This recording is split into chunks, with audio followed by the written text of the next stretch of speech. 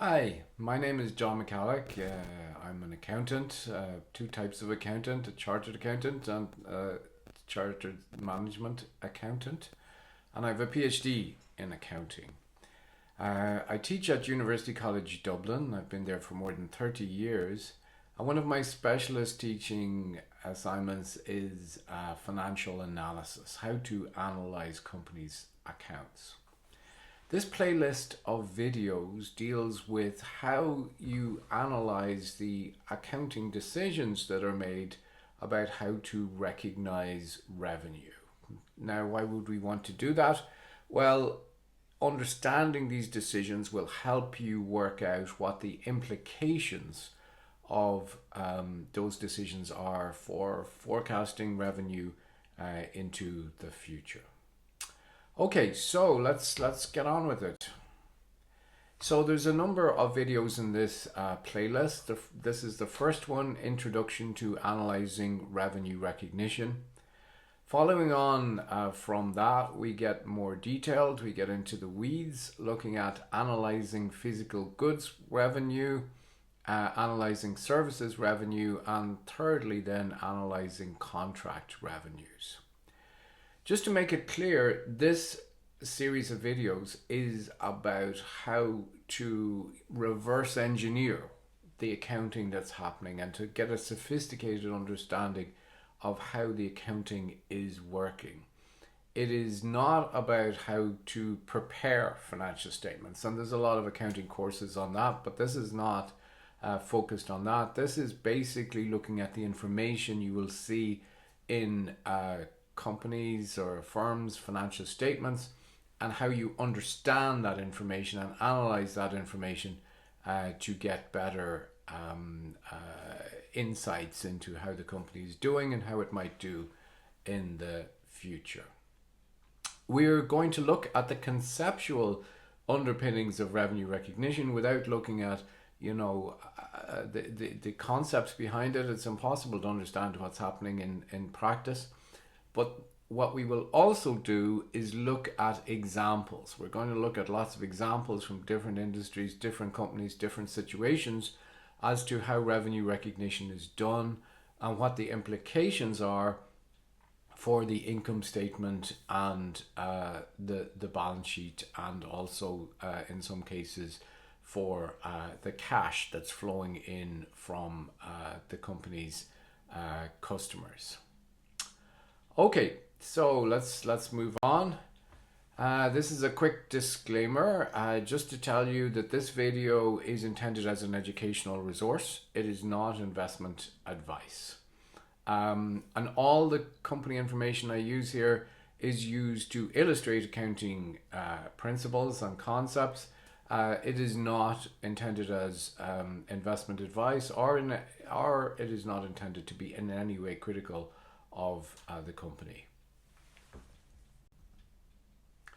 So the objectives here are that we are going to analyze how revenue is being recognized and its relationship with cash and how this impacts future cash flows and profits. So how is it being recognized?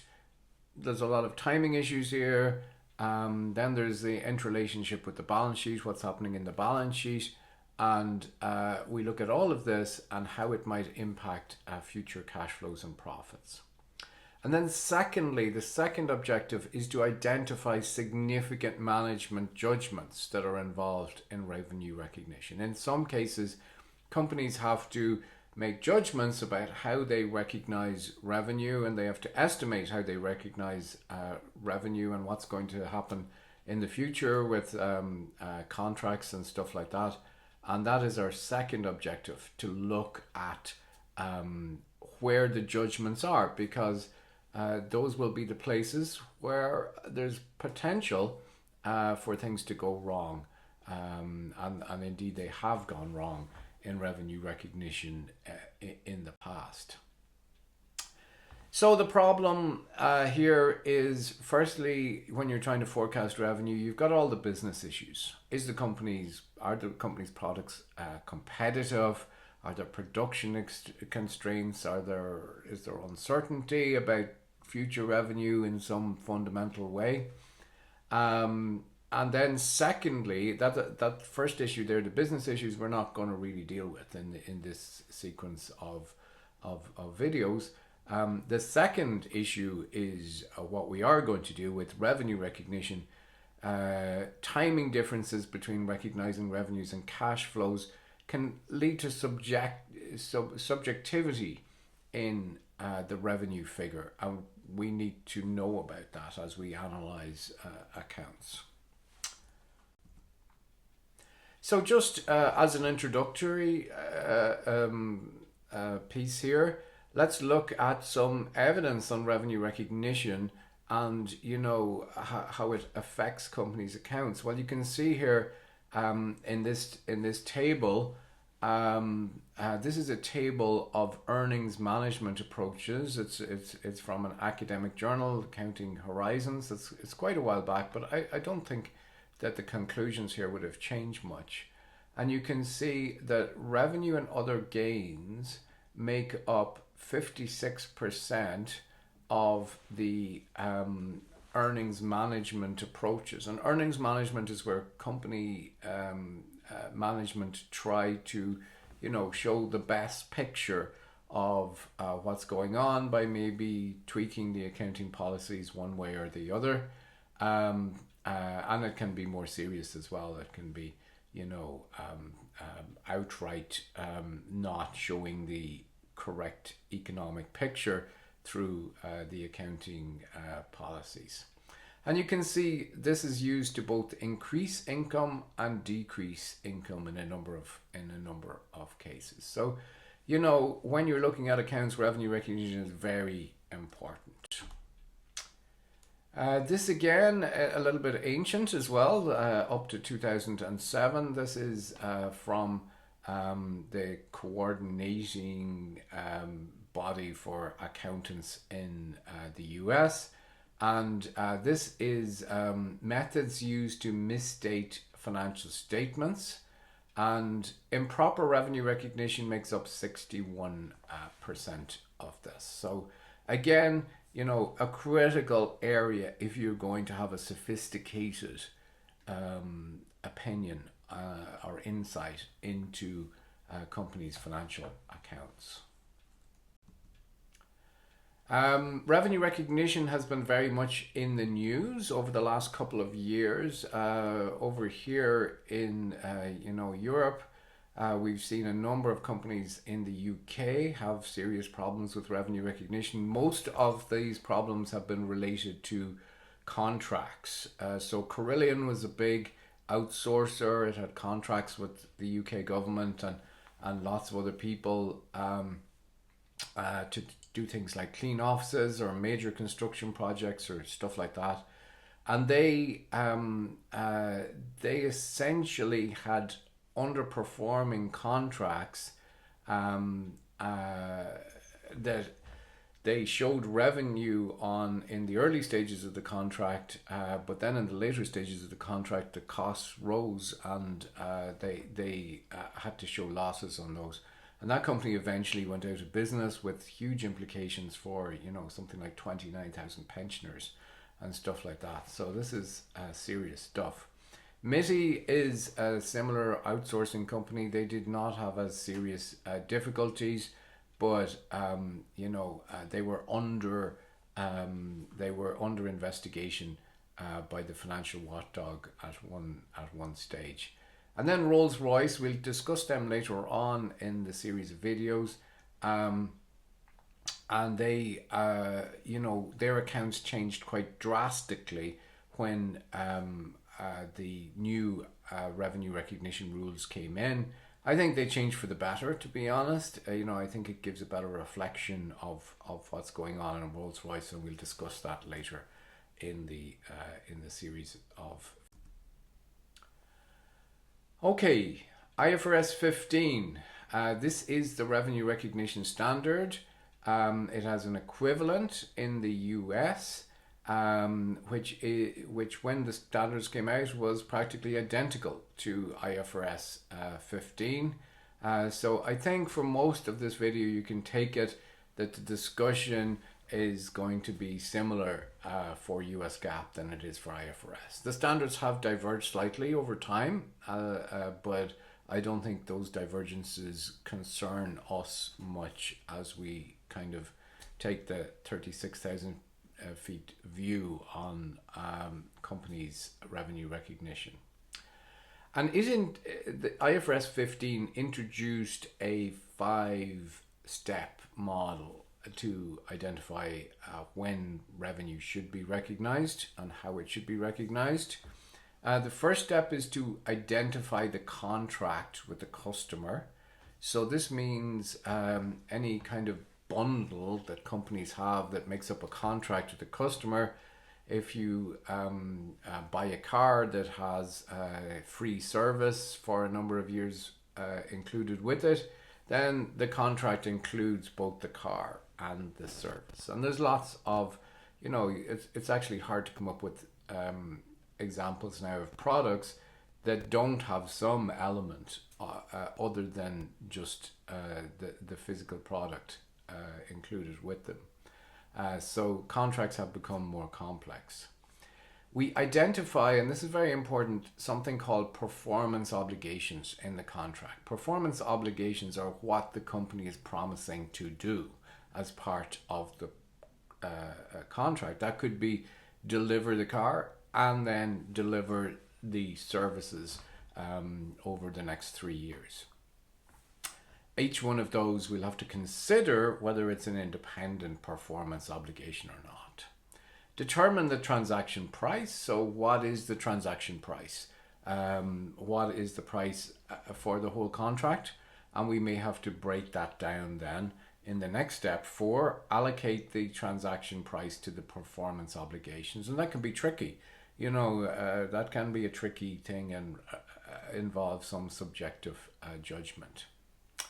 And then we recognize revenue when or as the entity satisfies a performance obligation. So you have to have satisfied a performance obligation before you can recognize your revenue.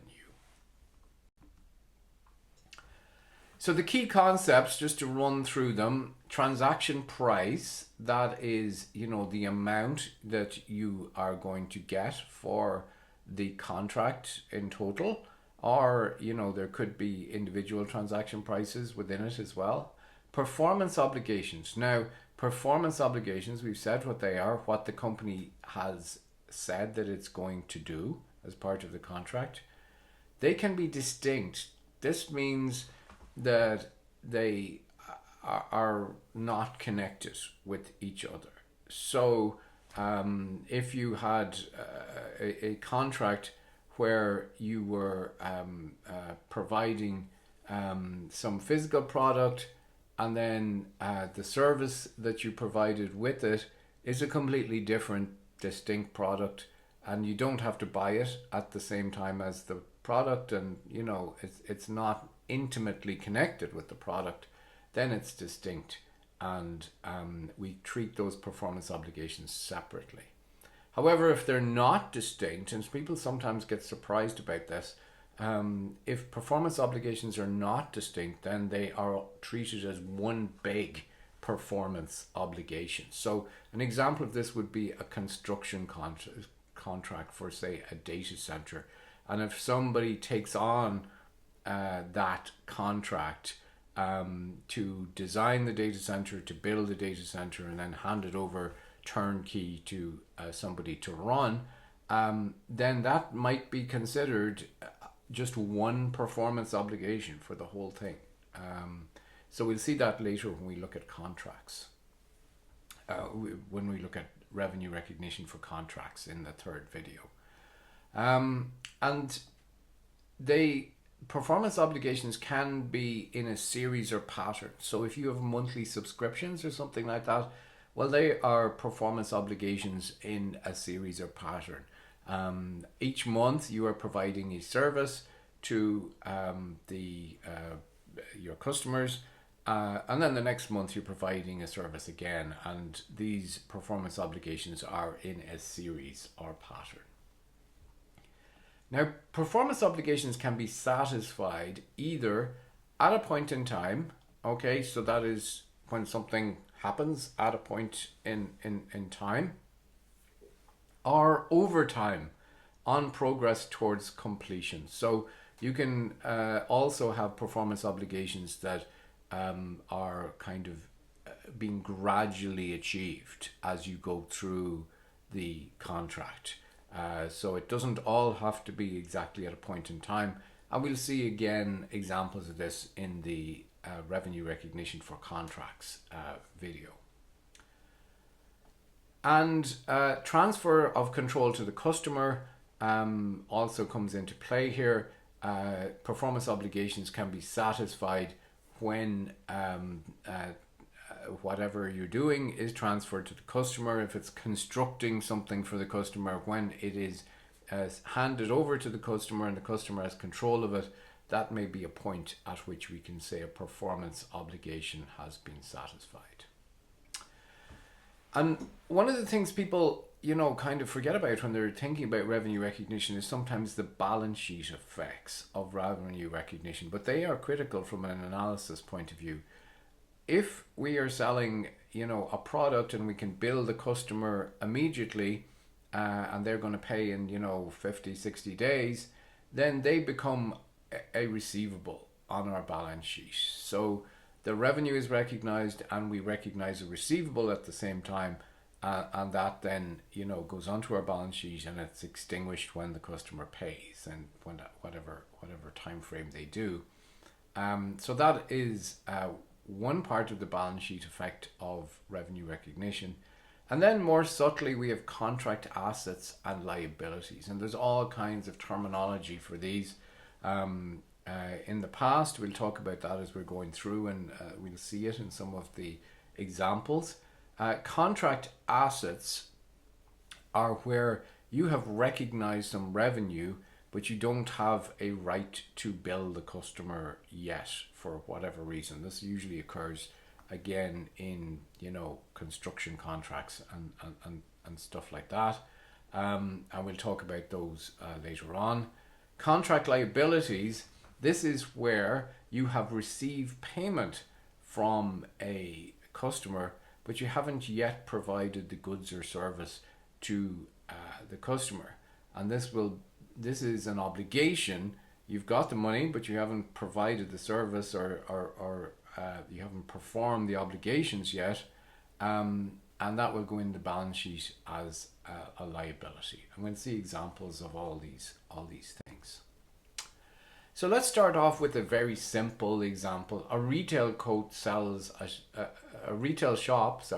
a coat to a customer. What are the shop's performance obligations? Well, these are the kind of diagrams I use here. We have a contract with the customer. The only thing is to provide a coat, and we recognize revenue at a point in time, which is usually the point of sale. In retail situation, they're going to pay us immediately or pay us with a credit card. So that's very simple, and that kind of revenue recognition has been around for a long time. That we recognize it immediately when we make the sale. I guess a complexity here would be returns. We might have to make a provision for returns if we expect that for every 1,000 coats that we sell, we're going to get 10 back. If the customer has a right of return, then we may have to make a provision for that. Now let's make it a little bit more complex. A retail shop sells a coat to a customer. The shop also provides loyalty points with the purchase. What are the shop's performance obligations? Well, again, we have to provide the coat, and we recognize the revenue at a point in time, at the point of sale. But now we are providing loyalty points as well as part of the sales contract with the customer. And we do not recognize the revenue from the loyalty points at the time we sell the coat. We have to wait until the customer cashes in those loyalty points and we give them some kind of service or something in exchange for the loyalty points, and then we can recognize the revenue. Okay, so this is an example of where these two performance obligations, they are distinct. The selling of the coat, the physical product, is distinct from providing the loyalty points, and we recognize the revenue at different points because we only satisfy the performance obligation when we have done something for the loyalty points, or the loyalty points have expired. That's the other possibility here, I guess. So in that example, what kind of decisions have to be made? Well, allocate the transaction point price to the performance obligations in the contract. So we have to decide, what part of the price. Let's say they sell the coat for €100. What part of that price is for the coat, the physical product, and what part is for the loyalty points? So we might decide that €90 is for the coat and €5 is for the loyalty points. Recognize revenue when or as the entity satisfies a performance obligation. So when should the revenue from the loyalty points be recognized? Well, we know here that we get the cash in year one when we make the sale.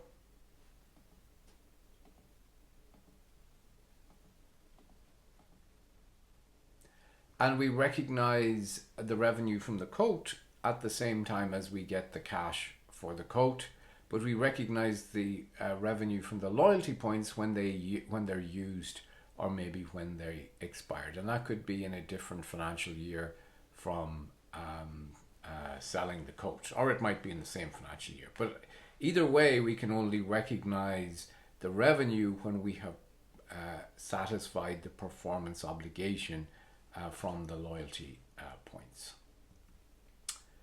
Now, this also means we're going to have a contract liability at the year end. This is because we have got cash from the customer for the loyalty points, but we haven't satisfied a performance obligation yet.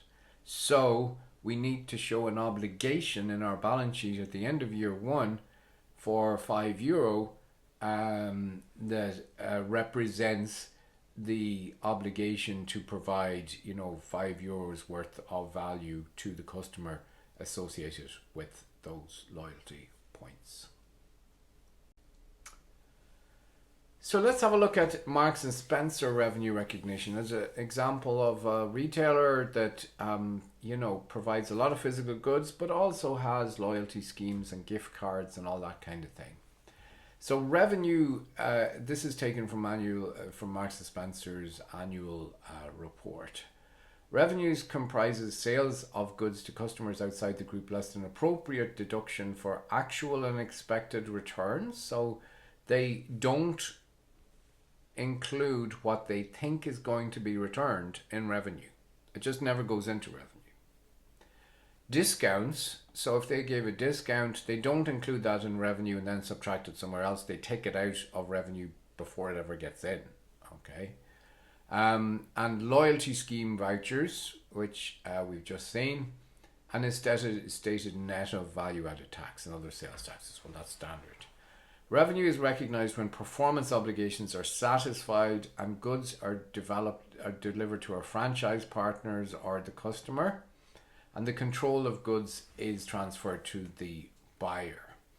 Okay, so goods, when the control of the goods is transferred to the buyer, when you're the checkout at Marks and Spencer and you walk away with your coat, then control has been transferred to you, and we can recognize revenue for the coat. Online sales are recognized when the items are delivered, as this is when the performance obligation is deemed to have been satisfied. A right of return is not a separate performance obligation, and the group is required to recognize revenue net of estimated return. So again, that's just the point about returns. So that gives us a fairly standard look at a fairly simple revenue recognition policy. Now, in the income statement for Marks and Spencer, this is from the Annual Report 2025. You can see here is the revenue figure.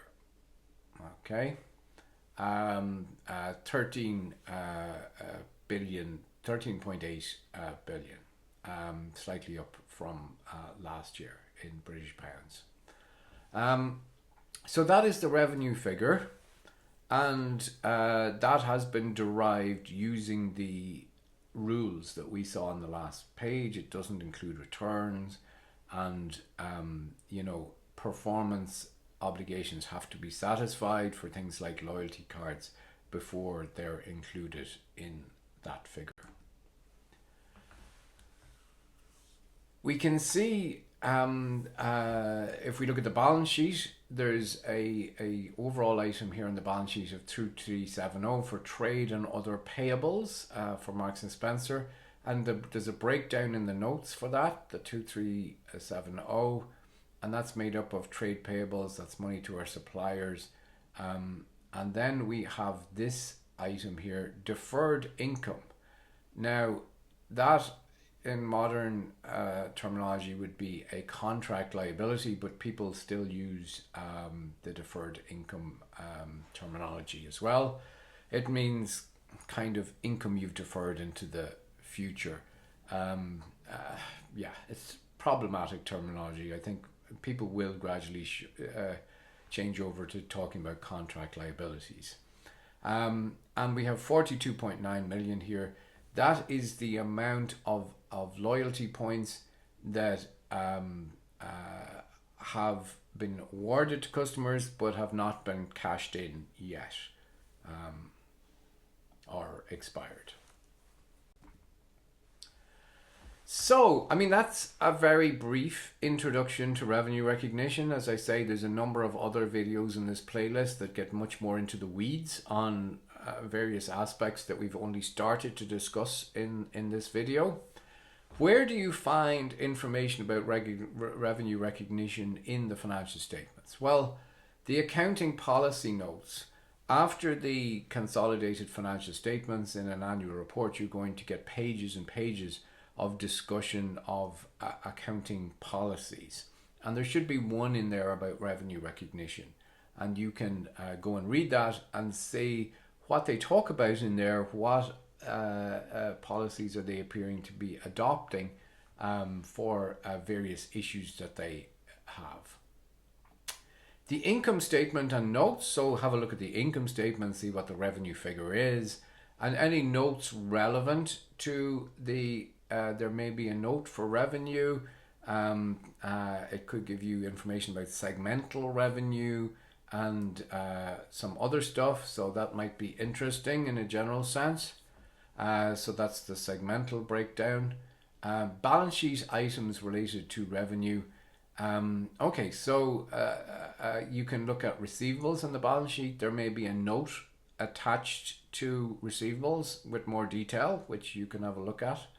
Contract assets, which is sometimes called unbilled revenue. Again, this is this terminology business. People are still using these terms like unbilled revenue. That will be on the assets side. Usually the bigger amount of it will be in current assets. So you can go and look at the note on that, or it may be contained within a bigger balance sheet item and you have to go and find it in a note somewhere. And then contract liabilities, they're going to be largely in the current liabilities section of the balance sheet. And you can go and look at those and look at the note attached to them. And then interestingly, at least in the UK and Ireland, if you look at the audit report, you can sometimes get very valuable information about revenue recognition because the auditor has to discuss key audit matters. If revenue recognition is an issue for your company that you're analysing, then they will probably have a discussion in there of what the revenue recognition issues are and what they have done in order to audit those figures. So that can be an interesting read to get a sense of what's going on with revenue recognition in your company as well. So that's the sources of information. How do you then analyze revenue recognition? Well, what kind of revenue does the entity earn? You know, is it physical products? Is it subscriptions? Is it services? Is it, you know, fees? Who does it come from? What kind of customers does the company have? Often, your general knowledge of the company is going to be enough here to allow you to answer most of these questions. When is cash received? So when does the company get its cash from the customers, and how and when are revenues recognized? So when does it happen? Is it at the point of sale? Do they provide services that are on a monthly basis and you recognize the revenue at the same time as the services are consumed by the customers? How does it all work? Are there significant assets or liabilities associated with revenue recognition? So are there large amounts of receivables, large amounts of current assets or current liabilities on the balance sheet? And you can have a quick look at what their relationship is with revenue. You know, are receivables growing as a percentage of revenue? Is there a possibility of credit risk problems with the receivables and stuff like that? And the same for contract assets and liabilities. You'll want to be able to kind of tie up any changes in contract assets or contract liabilities with what's happening to the company. Is it growing quickly? Is there an expectation that these balances are growing? Or, you know, are they growing because there's becoming a greater mismatch between cash flows and revenues and stuff like that? And then lastly, second lastly, are there significant judgments or uncertainties involved in revenue recognition? And it's just a fact of life that some revenue recognition is going to be more uncertain than other revenue recognition. You know, if you sell a coat in Marks and Spencer's, then it's pretty certain that that revenue is revenue for Marks and Spencer's, as long as they've, you know, provided enough for returns and stuff like that. However, if you're involved in, you know, a 3-year contract to build a data center, then there's a lot more uncertainty about the revenues you're going to be recognizing there. And there's nothing anybody can do about that. You know, the company has got to do its best to reflect the economic reality of what's happening in that contract. But there is a certain, uncertainty there that cannot be assumed away. And you've just got to work with it. And then lastly, how does the entity's policy compare to its peers? So is it using essentially the same kind of revenue recognition as companies in the same industry, or does it have some outlier type of revenue recognition policy? That may be okay. They may have unique circumstances that justify that, or it might not be okay. It might make their accounts difficult to compare with other companies in the industry, and that might be problematic for our analysis. Okay, so there's a number of other videos in this series, and they are included in the playlist. The next logical one, I guess, is analyzing physical goods revenue to move on to from this video. So, thank you very much for watching. Please do like this video if you like the content and you'd like more. And subscribe to the channel if you would like to be updated on new videos. So thank you very much for watching. Have a good day. Bye.